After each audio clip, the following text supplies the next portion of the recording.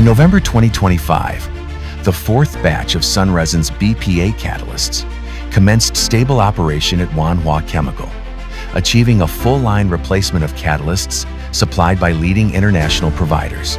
For years, China's BPA producers faced challenges stemming from a narrow sourcing base for catalysts, including elevated costs, fragile supply chains, and restricted mastery over core processes.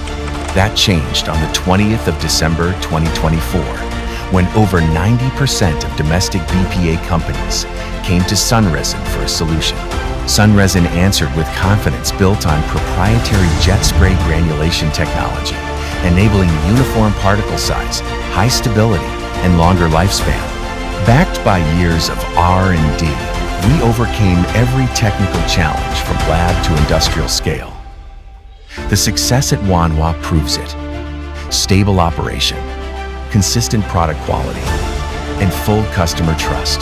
From one successful line to a growing market presence, Sunresin is leading the localization of BPA catalysts secure, reliable, and made in China.